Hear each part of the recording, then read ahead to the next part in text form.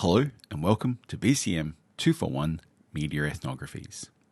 In this video, we will be drawing on the qualitative and ethnographic research skills of contextualizing, mapping, narrowing, and exploring to help us think about and plan for platform proliferation of our content this week. By this stage, you have engaged in at least 2 rounds of content creation. You might have created 2 podcast episodes, video essays, live streams, or a mix of different media formats. You should have some video, audio, and text to cut up into shorts, reels, and static images to share across multiple platforms. You are starting to get a solid experience in the process of ideation and iteration of your content. You might even be starting to get some forms of feedback like, likes, comments, or views. Please don't be concerned with these in terms of quantity, but instead focus on quality. 1 useful comment is better than 1,000 likes. And remember to ignore the negative comments. All right. As you approach the process of proliferation and take content from one platform and share or point to it on another, you can take note of this experience for your blog posts this week. You can practice autoethnographic reflection on your personal experience, building towards the final report at the end of the semester. For example, the proliferation process involves a type of labor or work that some find easy, while for others this will be more of a struggle. Where do you sit on this spectrum? What is your experience?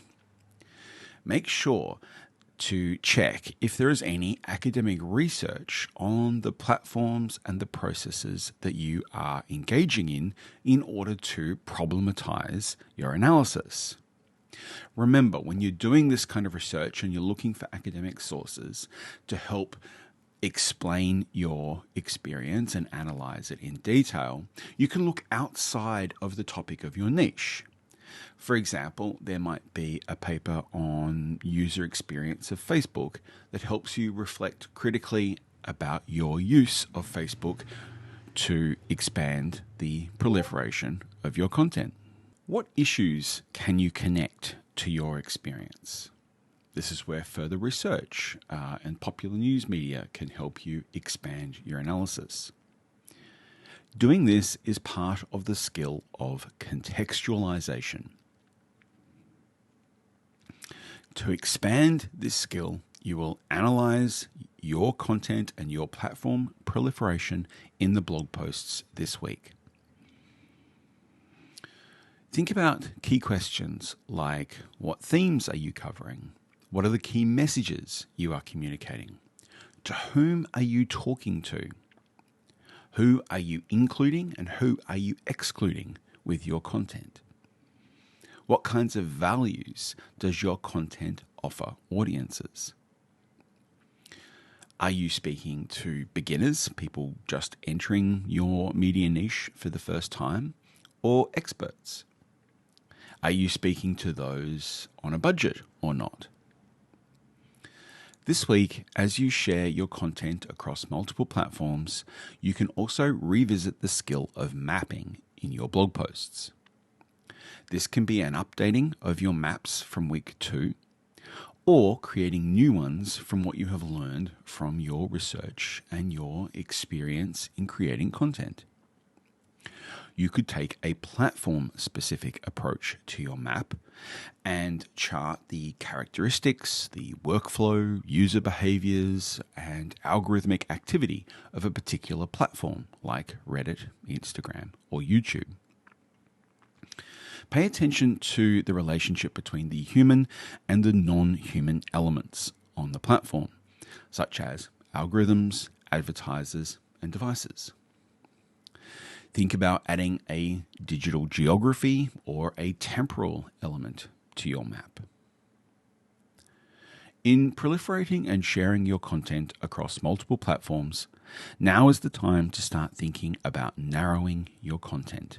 And this is not compulsory, but you might have discovered that your niche is a little bit too broad or too general, and you need to think about narrowing your content and refining your scope.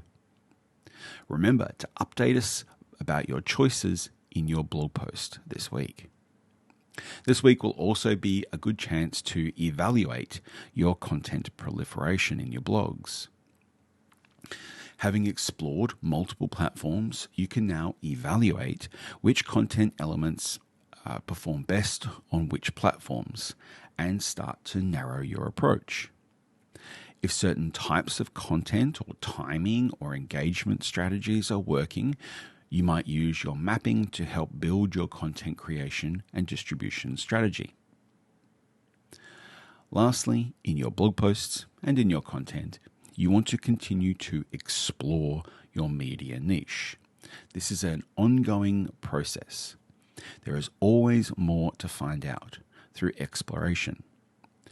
While, on the one hand, you might be narrowing your scope and refining your approach to the media niche, you should be simultaneously exploring and thinking about the bigger picture. Keep investigating, keep following new content creators, and evaluate them for new ideas for your own content. Keep doing searches on the platforms you are sharing and proliferating your media across. Look at the hashtags, trends, styles, genres, content patterns, topics, and other elements that signify the niche.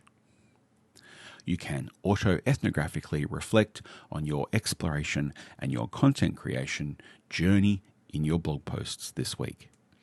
How has it shaped you as a person, as a content creator, as a future worker and professional in the media and communication industries?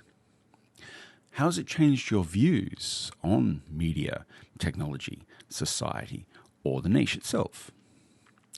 Remember, the key to effectively proliferating your content across multiple platforms is to understand each platform's unique characteristics and audiences.